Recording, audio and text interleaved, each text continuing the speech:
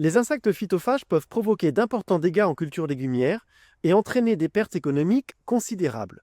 Parmi les principaux ravageurs qui s'attaquent aux légumes, on retrouve les pucerons, qui s'intéressent tout particulièrement aux cultures sous abri froid, telles que l'aubergine, la courgette ou le concombre, les thrips, qui s'intéressent aux cultures d'aléaciers comme le poireau ou l'oignon, et la mouche du chou Délia radicum, qui s'intéresse spécifiquement aux cultures de brassicacées maraîchères.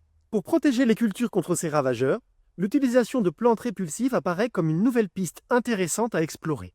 L'intérêt des plantes répulsives comme moyen de protection des cultures a ainsi été étudié par le CTIFL et ses partenaires dans le cadre du projet Répulse, qui s'est déroulé de 2020 à 2023 avec le soutien financier du Compte d'affectation spéciale pour le développement agricole et rural.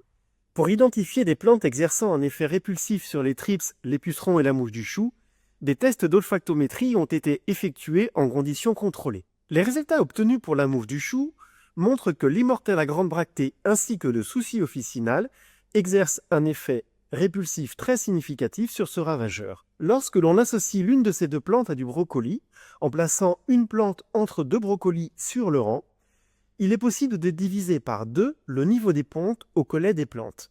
De meilleurs résultats peuvent être obtenus en semant la plante répulsive directement dans la mini-motte de brocoli.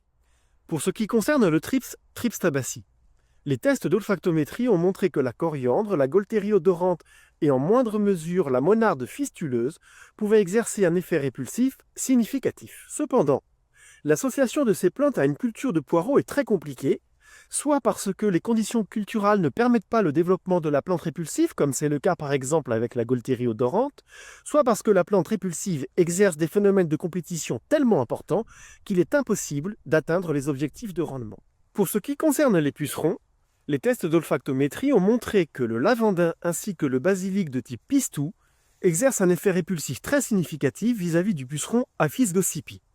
La catère et la tanésie sont quant à elles répulsives pour le puceron Macrociphum forbiri. En parcelle expérimentale, le lavandin s'est révélé comme étant une plante répulsive particulièrement intéressante dans la mesure où son association à de la courgette a permis de diviser le niveau d'infestation des plantes par le puceron Aphis gossypii par 4. Le projet Répulse a montré que l'utilisation de plantes répulsives pouvait avoir un intérêt pour gérer les ravageurs dans les cultures légumières. Néanmoins, il existe de nombreux freins à leur déploiement dans les parcelles de production. Les stratégies reposant sur l'utilisation de plantes répulsives sont associées par les producteurs à une perte de contrôle et à une grande complexité de mise en œuvre. Pour lever ces freins, il est nécessaire de travailler sur les notions d'utilité et de sécurité plutôt que sur la notion d'efficacité. Il est aussi nécessaire de travailler sur la notion de fiabilité plutôt que sur celle d'efficacité.